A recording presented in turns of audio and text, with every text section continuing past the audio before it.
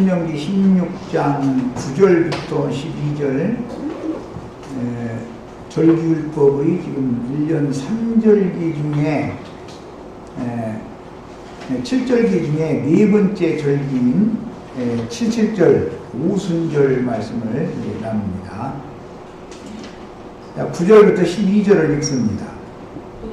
일곱 주를 셀지니 곡식에 낫을 대는 첫날부터 일곱 주를 세워 네 하나님 여호와 앞에 77절을 지키되 네 하나님 여호와 앞에서 네게 복을 주신 대로 네 힘을 위하여 자원하는 일들을 드리고 너와 네 자녀와 모비와 내 손중에 있는 레인과 및 너중에 있는 객과 고아와 과부가 함께 네 하나님 여호와께서 자기 이름을 주시려고 택하신 것에서 네 하나님 여호와 앞에서 즐거워하리라.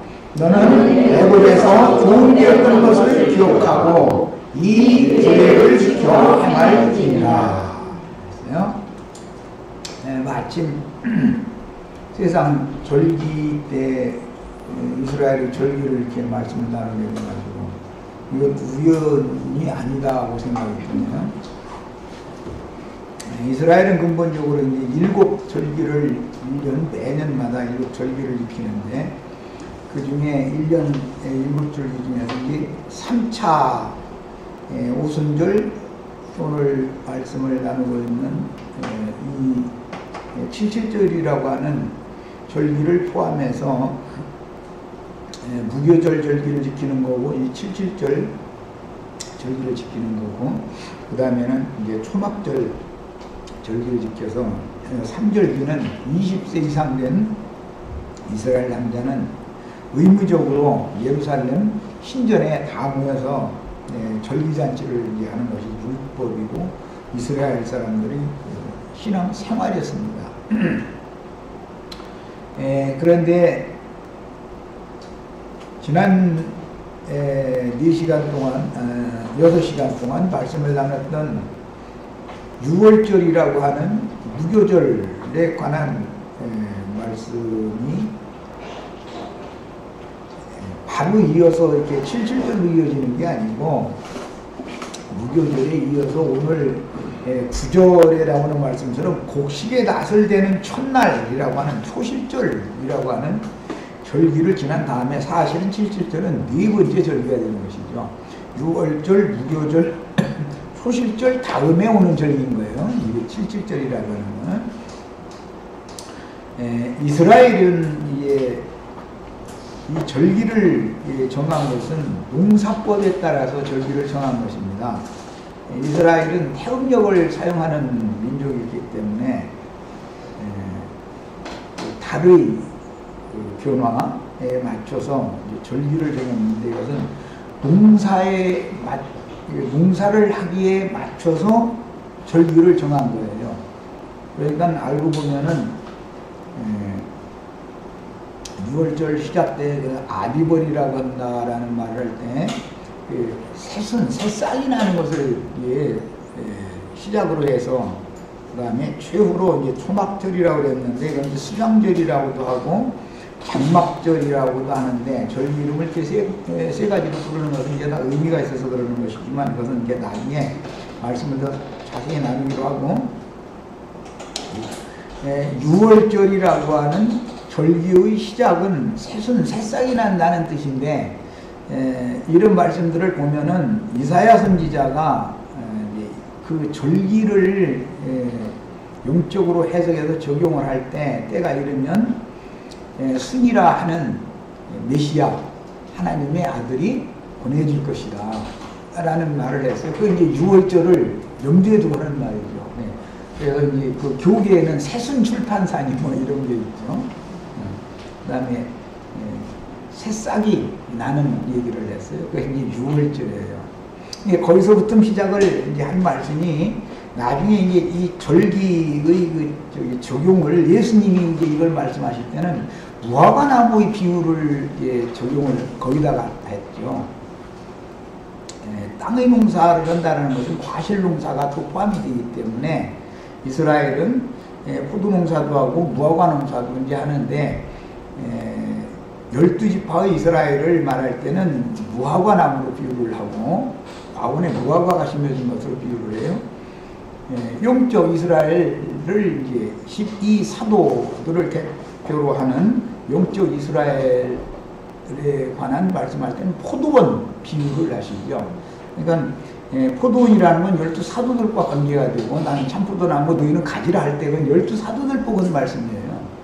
그 다음에 무화과나무의 가지들에서 열매가 맺는 얘기한 것은 야곱의 12아들들 이스라엘 12지파를 염두에 두고 하는 말이에요. 그런 게 이제 성경에 나오는 어떤 용어가 나오면은 이게 누구에게 해당하는 말이다.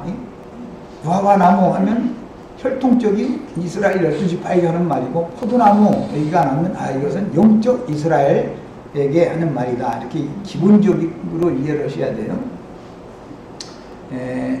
무화과나무 뒤에서도 보면 이제 연한 순이 나고 나무가 이렇게 물이 올라가지고 순이 나고 그 다음에 뭐 무화과는 이제 꽃을 피우지 않으면 열매가 맺으니까 열매를 맺고 하냐 이제 비유의 말씀을 하셨어요. 그러니까 무화과나무 하나만을 가지고서도 7절기가 거기에 무화과의 비유만 알면 7절기가 다 포함이 된다.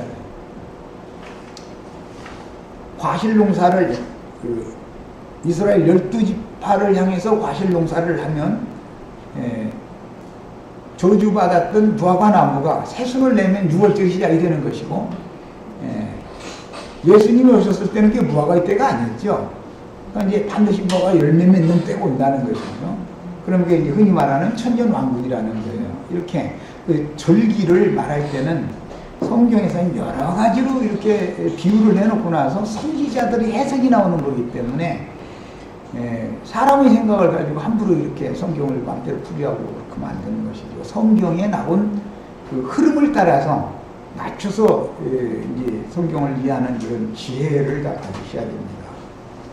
절기요법이 여러 번을 들어도 굉장히 어렵다는 말들을 참 많이 나를 듣는데 그거는 내가 그만큼 가르치는 것이 쉽게 가르치기가 어려웠다는 뜻이었겠죠. 가르치는 말을 알아듣기가 어렵다라는 말은 그만큼 7절기 안에는 하나님의 경륜의 시작부터 끝까지가 순국농사의 시작부터 마지막 추수까지가 다 이게 포함되는 말이기 때문에 경륜적으로 이걸 다 다루면은 쉽게 알아듣기가 사실 어려운 것도 이해가 됩니다.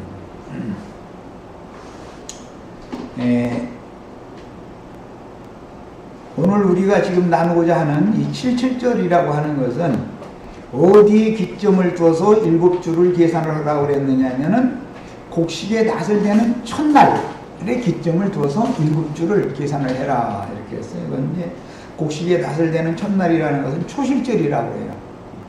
이게 무교절 다음에 세 번째 오는 절기가 초실절이다. 이것은 예수님이 세상에 오셔서 부활의 처음 익은 열매로 부활되신 날을 상징적으로 하는 말이다. 예수님이 부활하신 그날부터 시작해서 제자들이 초실절에는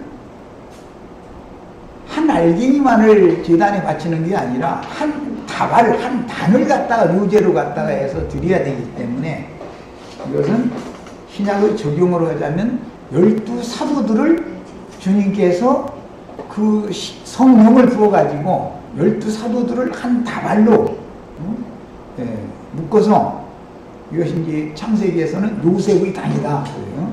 예수 그리스도와 함께하는 한 단이다. 이거예요. 처음 익은 열매의 한 단을 하나님께 갖다 바친 거예요. 이게 12사도들은 당연히 예수님이 구속을 위하여 죽고 장사되고 부활 승천하신 것과 똑같은 길을 갈 수밖에 없는 것이에요. 그렇게 들으신 자들이 한 단에 묶였으니까. 요셉의 단에 묶인 자들은 요셉과 인생을 갖춰야 되잖아요. 요셉의 단에 묶였다는 요셉의 아내일 것이고 제일 중요한 것은 그 다음에 요셉의 자녀들일 것이란 말이죠. 이들은 다 요셉의 단에 묶인 자들이죠.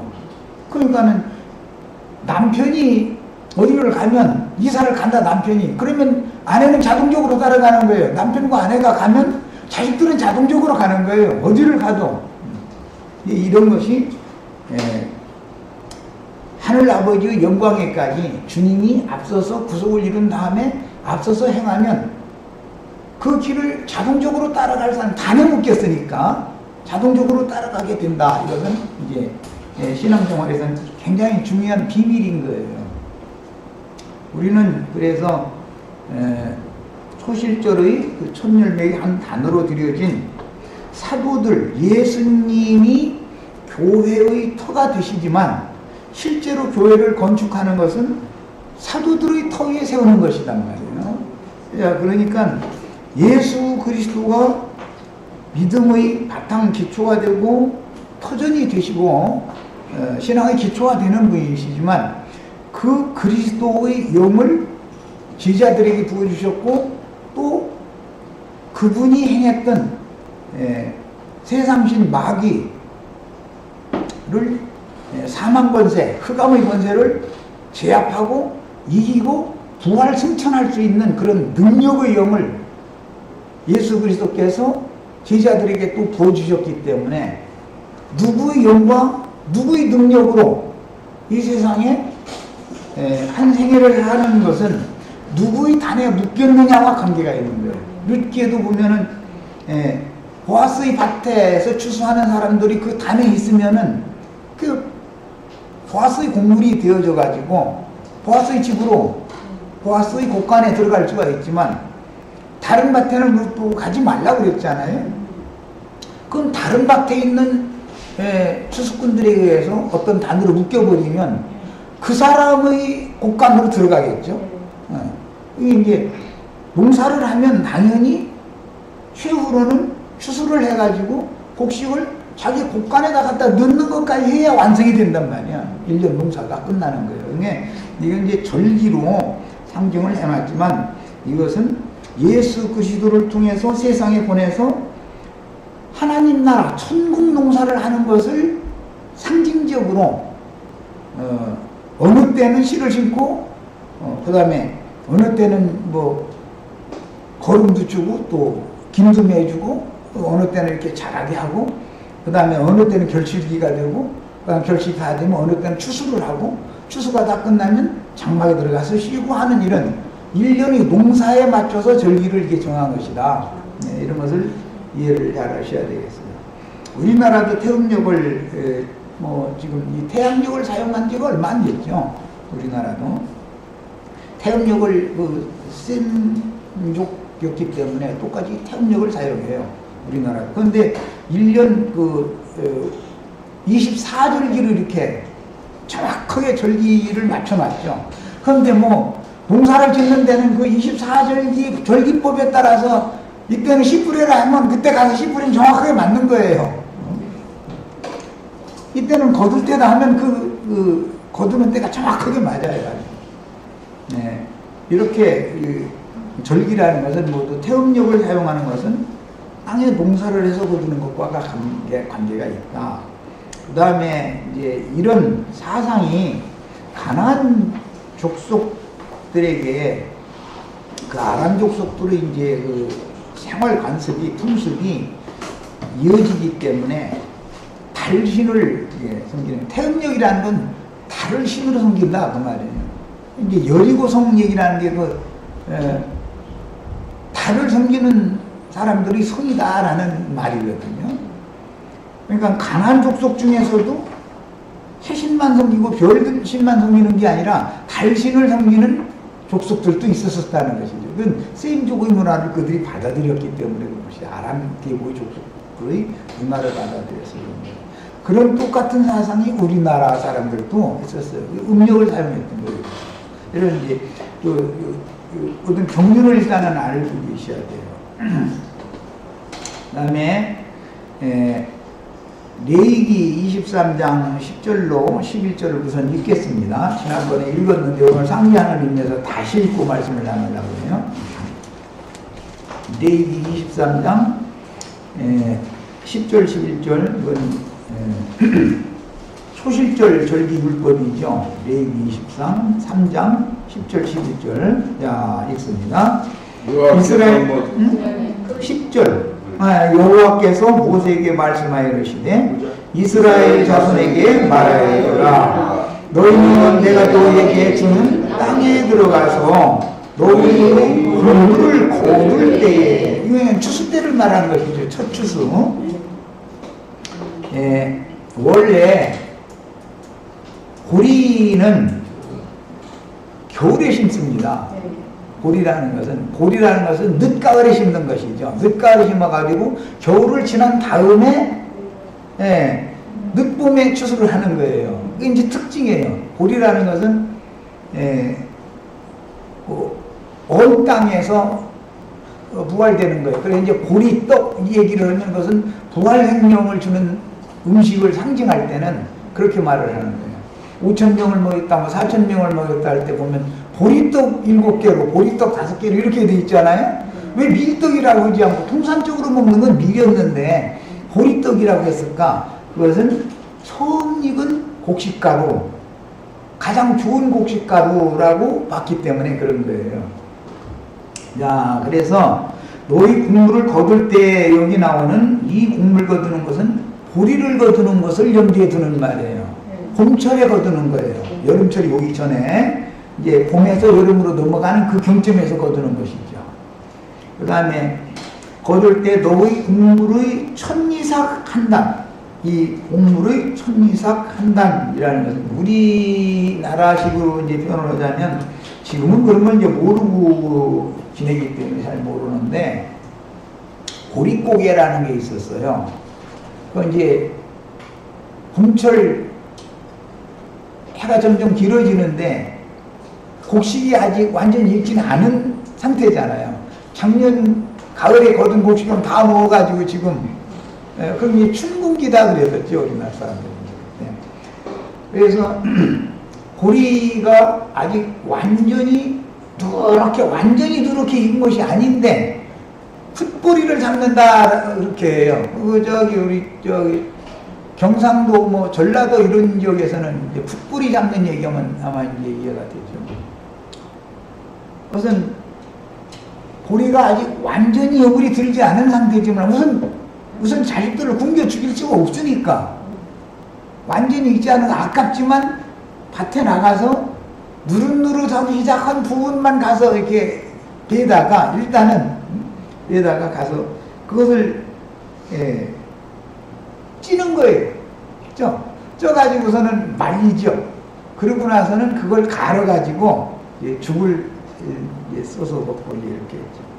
그러니까 그건 수확이 거의 반 수확밖에 안 되는 것이죠. 무슨 급하니까 그렇게 먹은 거예요.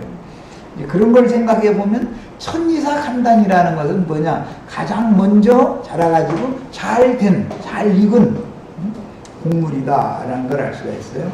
이게 이런 이치를 생각해 보면 구약 시대에는 이스라엘 12지파의 12족장들은 천이삭의 한 단으로 상징이 된다는 거예요.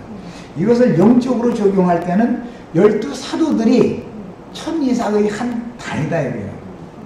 구약 시대의 여호와와 함께하는 12지파, 신약 시대인 예수 그리스도와 함께하는 12사도들이다 말이에요. 그러니까 구약 시대에 나온 12지파라는 것은 모형이고, 실제로 천국농사의 실현이라는 것은 부활하신 예수의 성령을 받은 제자들이 함께 부활 생명을 얻은 상태를 천이삭의 한 단이다라고 이렇게 말을 했다는 거예요.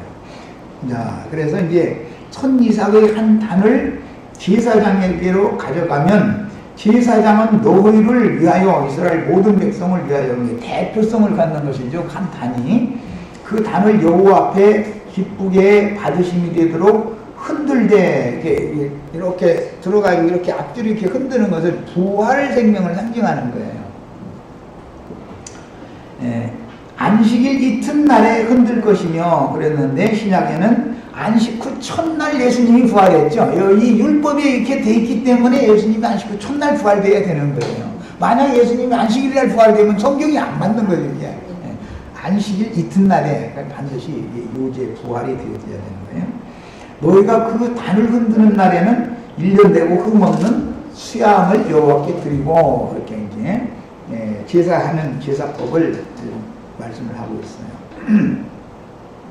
예수님이 기본적으로는 초실절의 처음 익은 열매죠. 맨 먼저 죽은 자들 가운데 처음으로 부활된 분은 한 분 예수 그리스도잖아요.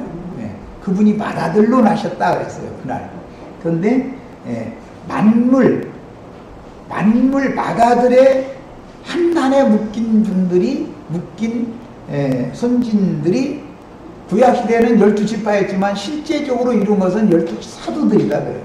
자, 그거는 부활의 날 저녁에 예수님이 제자들이 유대인들을 두려워해서 문을 닫고 이렇게 모여 있는데, 부활하신 주님이 갑자기 제자들 가운데 상 나타나셨죠. 그래가지고 숨을 내쉬며 가라사대 성령을 받으라 해서 새로운 호흡을, 하나님의 숨을, 새 생명을 불어 넣어준 거예요. 그 영을 받은 상태가 생명의 성령을 받은 상태다 그래요. 그러니까 이제 예언에 따라서 구약 성경에 보면 엘리야가 메시아보다 앞서서 가서 길을 닦고 성전을 미리 세워놔야 된다는 거예요. 그 예언이죠. 그런데 요한이 와서 예수 그리스도가 세상에 오실 수 있는 길 닦는 역할을 했죠. 회개의 세례를 베풀었단 말이에요. 회개한 영혼들에게 오셔야 되니까 성전을 정결케 하는 일을 했다라는 말은 회개한 영혼들을 준비해놨다. 그 요한의 제자들이나 예수 그리스도의 생명을 받을 수 있는 것이죠. 그래서 그런데 엘리야가 온 거예요. 요한이 온 거는 엘리야가 온 거예요. 신약 누가복음 1장 17절에 보면 엘리야의 심령과 능력으로 보냄을 받은 사람이다. 요한은 이렇게 했어요. 그러니까 엘리야의 심령과라고 그러는데 그 심령이라는 말은 좀 번역상 오해가 있는 것이고, 엘리야가 받은 영이다. 엘리야의 영과 능력으로, 엘리야의 영과 능력으로 받단 말이에요. 요한이라는 사람이 엘리야의 영과 능력으로 와서 예수님이 오실 수 있는 길을 준비했고, 예수님은 그 전으로 오셔야 되네. 메시아는 반드시 여호와는 그 전으로 오셔야 되니까 회개한 영혼들을 준비를 해놨다 그래요. 그런데 예수님은 그 속에 이제 실제로 들어오기 위해서 부활을 하신 다음에는 생명의 성령이 되셔가지고 성령을 제자들에게 부어주시고, 제자들이 받아들이면 요한이 길을 닦아놓고 전을 정결케 해놓은 그 성전으로 하나님이 임하시는 것이란 말이에요. 이것은 이미 노아의 때에 예언된 말씀으로서 온 땅에 하나님의 심판이 임했지만 심판으로 모든 것이 다 끝나는 게 아니고, 노아에게 다시 약속할 때는 앞으로는 다시 물로 세상을 심판하는 일은 없을 것이다. 이게 무지개의 언약을 세우시면서 하신 말씀이, 그들이 내가 육체가 되어져서 사람들과 함께 할 중으로 없으므로 내가 버리고 떠난다. 그랬지만 그러나 그들의 날은 120년이 되리라. 그러나 때문에 이제 120년이 되면은 여호와 신이 다시 온다라는 것을 약속을 해놓고 떠났단 말이에요. 그런데 그런 모든 예언들을 선지자들이 계속 해석을 해나갈 때, 이제 그 요엘 선지자가 예언을 할 때, 날이 이르면 내가 버렸던 모든 육체들에게 내 힘을 부어준다. 그렇게 예언을 했는데, 신약 성경에 예수님이 오셔서 요한의 세례를 받았던 제자들에게 생명의 숨을 불어 넣어주심으로 구약 성경에서부터 예언된 메시아의 오심이라는 것이 실현됐단 말이에요. 역사적으로. 그 생명의 성령을 받은 상태는 요한이 엘리야의 영을 받은 상태인 것이고, 오늘 우리가 나누는 77절 오순절에 다시 능력으로 내가 생명의 숨을 불어 넣어주신 다음에 말씀하셨죠. 너희가 내 아버지께서 약속한 것을 내가 부어줄 건데 능력으로 입혀줄 때까지 예루살렘 성을 떠나지 말고 여기서 머무르라 그랬죠. 그런데 실제로 그 능력으로 옷 입혀주신 것은 오순절 때, 오늘 우리가 나누는 77절 오순절 때 이미 생명을 받은 엘리야의 영을 받은 제자들에게 능력을 번입혀 주시는 거예요. 그리고 이제 제자들도 엘리야의 영과 능력을 동일하게 받은 거예요. 그래가지고 이제 나가서 전도를 해서 사람들을 얻어서 교회로 불러 모았어요. 그래서 나의 택한 모든 자들을 내가 하늘 이 끝에서 땅 저 끝까지 내가 다 불러 모으겠다 하는 예언이 이제 이루어지기 시작하는 거예요. 이것이 절기율법 중에서 오순절에 관련되는 부분만을 내가 지금 이렇게 서술적으로 지금 말씀을 드렸어요. 이제 이런 기본적인 절기라고 하는 말은 농사법에 관련되는 얘기일 뿐 아니라 이것은 세상에서 땅에 농사하는 것은 하나의 표상이고 하나님께서 천국 농사하는 것을 염두에 두고 하는 말이다. 영혼 농사하는 걸 염두에 두는 말이다. 이렇게 이해를 하시면 되겠어요. 이미 이제 그 연휴 집회 자료로 올려놨던 며칠 전에 내가 이거 올려놨었는데 인터넷상에 자료를 읽어드리겠습니다. 오순절에서 특기할 문제는 구약시대에 온전케 된 의인의 영들인 천사와 등등이 되신 앞서가신 구름과 같이 허다한 증인들이 그 영이 되신 주님과 함께 제자들의 모임에 임재하여 생명의 성령을 부을 때는 생명은 예수님 한 분만이 생명이니까 생명의 성령을 부을 때는 그리스도의 성령을 부어주신 것이지만 능력의 영을 또 덧입혀 주실 때는 그리스도의 영이 혼자 오는 게 아니다 이 말이에요. 이게는 구름 같은 증인들 그분의 모든 그분을 옹이하고 수종드는 천사들과 함께 오신다 거예요. 오순절 때는 이것이 이제 다른 것이에요. 초실절과 다른 점이 이 점을 이해를 하셔야 되는 거예요. 초실절에는 생명이신 그리스도가 오시는 거예요. 엘리야에게 부어졌던 여호와 영이 오시는 것이죠. 그런데 여호와의 영은 구약시대의 영이었지만 그리스도의 그 영은 구속을 구약시대에는 예언만 한 영이고 그 예언을 이룬 영이 예수 그리스도의 영이란 말이야. 그 영을 제자들에게 부어줬는데 그 영을 받은 제자들에게 아직도 덧입힐 것이 있었는데 그게 능력으로 내가 덧입혀줄 때까지 기다리라. 그런데 그게 오순절 때 능력으로 덧입혀졌다는 거예요. 그런데 주님이 다시 오신다고 예언하신 것은 이처럼 두 단계를 거쳐서 오셨는데 두 번째 제자들에게 능력의 영으로 오실 때는 그리스도의 영이 혼자 온 게 아니단 말이에요. 생명의 성령만이 온 게 아니다 이거야. 능력의 영이 오니까 예수님과 동일한 능력을 가진 즉 어둠과 사망 권세를 제압하고 이기고 승리하신 그 능력 있는 영이 능력의 영이 함께 오는 거예요. 그러니까 모든 이기는 자들과 함께 왔다 그 말이에요. 승리한 영이 오는 거예요. 승리. 그 영을 받아야 우리도 이길 수가 있는 거예요. 이제 이기게 하시는 영이 오는 거예요. 그래서 능력을 받지 않으면 일생에 몇 종로로 가는 이런 사망 권세나 그 다음에 그 마음에 어둠이 가득해가지고 성경을 읽어도 기도를 해도 전혀 깨달음이 없어. 그것은 능력이 임하지 않아서 그런 것이다. 어둠을 물리칠 수 있는 힘이 없는 거예요.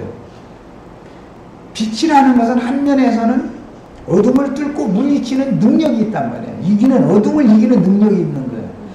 그 어둠이라는 것이 결국은 사망 권세이기 때문에 빛은 생명의 능력이기 때문에 빛과 생명이 한 조를 이루고 어둠과 사망이 한 조를 이루니까 능력으로 덧입지 않으면 이길 수가 없는 것이죠. 이런 이게 기본 원리를 알아야 마귀의 권세를 죽음의 권세를 이기게 하시는 영, 이기는 영 무엇인가를 알 수가 있는 거예요.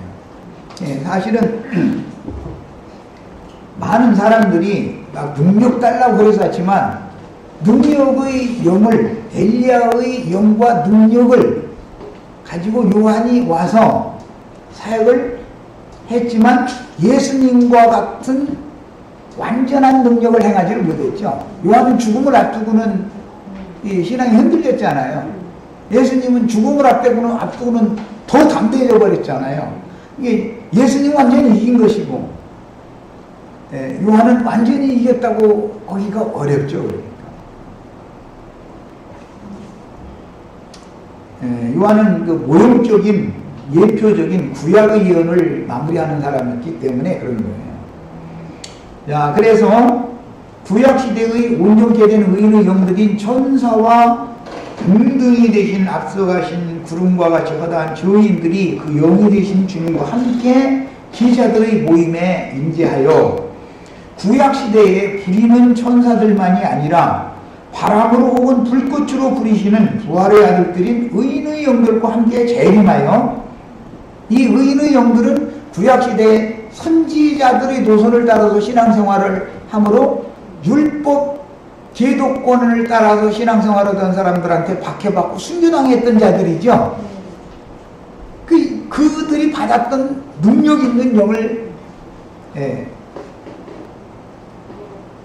가지고 이 생을 살면서 율법 제도권 사람들과 싸워서 이긴 사람들이란 말이야. 그래서 온전케 된 의인의 영들과 그래서 히브리서 12장에서 그 온전케 된 의인의 영들은 주님의 예언대로 하자면 부활의 아들이요 하나님의 아들들이기 때문에 천사와 동등이 됐지만 사실은 그 온전케 된 의인의 영들이 천사들도 판단을 할 만한 권위를 갖게 된다는 거예요. 천사들은 단순히 지음만 받았을 뿐이고 사람을 거쳐서 온전케 된 의인의 영들이 된 사람들은 아무래도 훨씬 더 능력이 더 있죠. 그런 말을 하죠.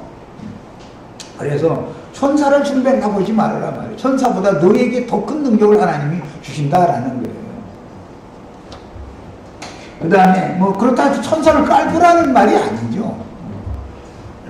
물질계를 지배하는 건 천사들을 통해서 지배하는 거니까 오는 세상을 지배하는 것은 우리 형제 자매님들을 통해서 한다는 것이죠. 그 다음에 구약시대에 부리는 천사들만이 아니라 바람으로 혹은 불꽃으로 부리시는 부활의 아들들인 의인의 영들과 함께 재림하여 구약성경의 예언을 모두 이루신 것이 7.7절 혹은 오순절이라고 하는 시련이다. 오바댜서에 보면은 유다와 요셉에 대해서 말씀을 하시면서 구약시대의 장자권은 유다가 가지고 있었고 신약시대의 장자권은 요셉에게 준 거였기 때문에 이게 예언이죠. 유다는 불이 되고 요셉은 불꽃이 된다 그랬죠. 그 불꽃이라는 건 천사들을 상징하는 말이란 말이에요. 그런데 이제 오순절 때는 불의 혀 같은 것이 각 사람에 이렇게 머물러서 보였다 이렇게 표현을 했어요. 그게 불꽃이단 말이에요. 불꽃. 그러니까 하나님은 천사들을 불꽃으로 부리시죠. 하나님은 이게 뭐 성령에 불 받아라 했었는데 오순절 막 성령에 불 받는다 했었는데 그 불은 육에 속하고 땅에 속하고 물질계에 속한 것을 살라버리는 영이다 이거예요. 소멸하는 영이다. 불살라버리는 영. 그런데 불을 붙여가지고서 무엇이 탈 때 보면은 불의 혀라고 표현해요. 불꽃이 이렇게 있죠. 불꽃. 그런데 그 불꽃들이 온전케 된 의인의 영들이다라는 거예요. 하나님 부리시는 천사들이다 이거예요. 그래서 구약시대에 지음받은 천사들과만 함께 오시는 게 아니라 신약시대에는 온전케 된 의인의 영들과 함께 오시는 것이다. 그래서 천사들의 영을 통해서 받은 구약시대의 선지자들이나 구약시대의 증인들보다도 신약시대의 사도들, 증인들이 훨씬 더 능력이 더 있는 것입니다. 왜냐하면 천사들의 영만 받은 게 아니고 천사들에게 임했던 영만 받은 게 아니고 모든 육신의 고난을 거쳐서 어둠과 사망의 세력을 이기고 벗어나고 부활 승천해서 하늘 영광에 올라간 그 영을 받은 거니까. 예. 그래서 우리들이 훨씬 더 요한보다도 세례 요한보다도 더 강력한 능력 있는 영을 우리들이 받은 거예요, 사실은. 이런 것도 이치적으로 다 깨달으셔야 되겠어요. 자, 읽기는 이제 스가랴서 2장에서 몇 절 읽겠습니다. 예언들을 찾아보려고 그래요. 스가랴서 2장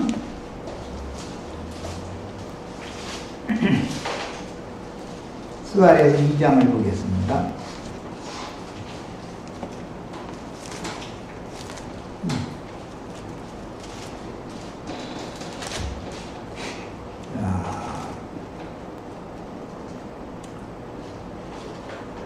자, 7절부터 13절까지 보겠습니다. 바벨론 성에 거주하는 시온아, 이제 너는 피할지니라. 바벨론 성이라고 하는 것은 바벨론 제국을 말하는 건데, 거기로 예루살렘 지도자들이 사로잡혀가 있는 상태를 지금 선지자가 볼 때 바벨론 성에 거주하고 있는 시온이다 이래요. 시온이 바벨론에 있으면 안 되죠.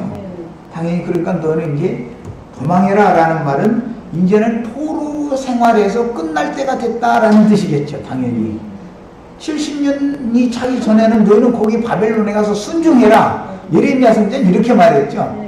그런데 이제는 스가랴 선지자가 하는 말은 이제 바벨론에서 너는 도망해라. 이게 벌써 예언이 어떻게 달라지는지를 잘 생각을 해봐야 돼요. 그러니까 전도자들은 맨 먼저 세상 예배당에 전도를 해놓죠. 그리고 거기 가서 순종하는 법을 배워라 이렇게 가르치죠. 갑자기 나를 만나면은 사람이 풀어져 버려요. 교만해지고. 네. 거기 가서 순종해가면서 몽둥이 찜질을 당해가면서 굴복하는 법을 배워야 돼. 11조 헌물 안 되는 도둑놈 소리도 좀 들어보고, 뭐 띄워먹은 도둑놈, 무한 도둑놈 해가면서 그냥 막 이걸 당해봐야 돼. 광야교회 생활이라는 것이 뭔지를 알아야 된다, 이게. 예, 그걸 경험을 안 해보고 나서는 거기서 도망해서 나오라는 말이 무슨 뜻인지를 이해할 수가 없죠. 무조건 여기 오면은 여기는 헌금도 안 낸다, 뭐 그냥 멋대로 해도 된다, 이렇게 오해하면 큰일 난단 말이에요.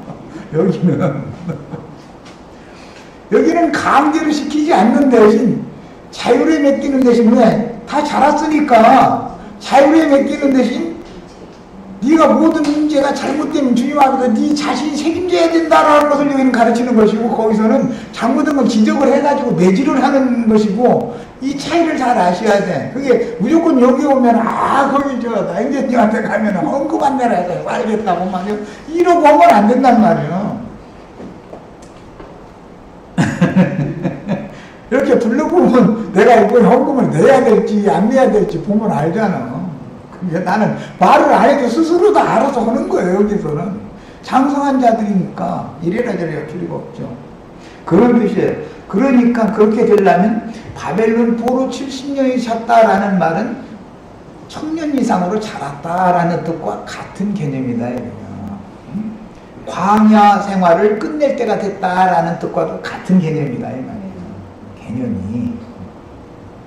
우상숭배 신앙은 이제는 더 이상 안 해도 된다. 너는 우상숭배 신앙을 이제는 끝내라 라는 말과 같은 뜻이죠. 그러니까 바벨론 성에 있는 거주하는 시온은 이제 너는 피할지니라. 이것은 신약으로는 내 백성은 큰 음력교회에서 나와라, 지금 그 말이죠. 그럼 어디로 피해야 되는 거예요? 율법 시대에는 예루살렘과 본토로 도망가야 됐던 것이죠. 그러나 계시록에서는 성령과 신부가 오라 하는 곳으로 도망을 가는 거예요. 천사가 지시하는 산으로 도망가야 되는 거니까, 심판날이 이르면. 그 빼낼 자들이 다 나오면 바벨론을 심판하려고 그러는 거예요. 지금 바벨론을 심판할 때가 왔다 이 말이에요. 이제 그동안에 몽둥이로 바벨론의 왕이나 바벨론의 왕족들을 그 하나님이 이스라엘을 진치하는 도구로 몽둥이로 사용을 하셨을 뿐이고 그 이제 부직갱이라고 이제 비유를 했는데 그 자기 백성을 길들이는 도구로 쓴 거예요. 바벨론, 아시리아 이런 사람들은 쓰고 나서는 다 썼으니까 이제 그건 아들이 아니니까 그걸 가서 이렇게 심판해버린단 말이에요. 부직갱이는 다 쓰고 나서는 휙 던져버리잖아요. 같이 태워버리잖아요. 마지막에. 이런 이치를 이제 선지자들이 이미 예언을 했죠. 그러니까 하나님의 백성들이 그곳에 함께 섞여 있다 할지라도 거기서 떠날 자들이 다 떠나고 나면 큰 음력교회는 당연히 불로 살라버리는 것은 너무 당연한 이치인 것을 이제 아셔야 되는 것이죠. 이게 하나님의 경륜이니까. 자, 만군의 여호와께서 이같이 말씀하시되 영광을 위하여, 여기 영광을 위하여라는 말은 참 중요한데 영광이라는 말은 하나님의 나타나심이다. 아브라함을 부르실 때도 영광의 하나님이 나타나셔서 불러냈죠. 네. 아브라함은 하나님의 영광에 이끌려서 나온 거잖아요. 자, 이 영광은 하나님이 나타나심이고 예수 그리스도가 어떤 분인지를 알면 하나님의 영광을 볼 수가 있단 말이에요. 예수 그리스도를 통해서 하나님의 영광이 나타나는 거니까. 자, 요한복음 1장에 보면 그랬죠. 은혜와 진리가 예수 그리스도를 통해서 아버지의 영광을 보매 은혜와 진리가 충만하였다. 예수 그리스도를 통해서 제자들은 아버지 하나님의 영광을 봤단 말이에요. 그 영광을 보는 매개체는 은혜와 진리를, 은혜와 진리의 하나님이 영광의 하나님이구나 라는 걸 봤다라는 말이겠죠. 이제 당연히. 야, 그런데 거룩한 성 새 예루살렘은 햇빛이나 달빛이 쓸데없고 하나님의 영광만 비춰지는 성이라는 거예요. 그 영광의 빛을 반사하는 사자들이 우리 형제 자매님들이 되는 것이 빛의 자녀들의 영광이죠. 빛의 자녀들을 통해서 하나님의 영광이 세상에 나타나는 거잖아요, 이게. 그런 의미예요. 그래서 영광을 위하여 너희를 노력한 여러 나라로 보내셨나니 너희를 범하는 자는 그의 눈동자를 범하는 것이다. 왜 여기에 이게 바벨론에서 거하고 있던 시온이 바벨론에서 피한 자들은 하나님의 눈동자라고 비유를 왜 하는가를 잘 생각해 봐야 돼요. 계시록에 7너는 7명이다 그랬죠. 온 땅에 보내심을 받은. 자, 하나님의 눈동자는 불꽃 같다 그랬어요. 계시록에 보면. 그분의 눈이 불꽃 같다는 거잖아요. 그분의 눈에서 반사되는 그 불꽃 같은 눈이라는 것이 이제 그분의 영이니까 그리스도의 영을 범하는 것은 곧 그리스도의 눈동자를 범하는 걸 본다.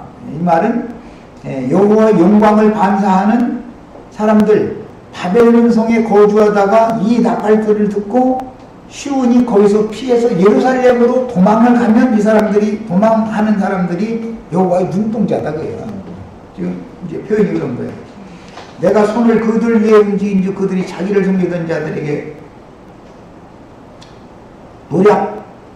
노략거리가 되리라 하셨나니 너희가 만군의 여호와께서 나를 보내신 줄을 알리라. 여호와의 말씀에 시온 따라 노래하고 기뻐하라. 이는 내가 와서 네 가운데 머물 것입니다. 여기 네 가운데라는 것은 바벨론 성에서 나온 시온 가운데 거한다 그 말이에요. 그날에 많은 나라가 여호와께 속하여 내 백성이 될 것이요 나는 네 가운데에 머물리라. 네가 만군의 네 가운데라는 전부 바벨론 성에서 나온 무리를 말하는 거예요. 시온, 시온에 거한다 그 말이에요. 만군의 여호와께서 나를 네에 보내신 줄 알리라. 여호와께서 장차 유다를 거룩한 땅에서 자기 소유를 삼으시고 다시 이제 줄쳐놓습니다. 예루살렘을 택하시리니, 다시 택하면 계시록 용어로는 새 예루살렘이 되는 것이죠. 다시 택했으니까 모든 육체가 여호와 앞에서 잠잠할 것은 여호와께서 그의 거룩한 처소에서 일어나시니라 그랬어요. 자, 일단은 첫 시간은 여기까지 합니다.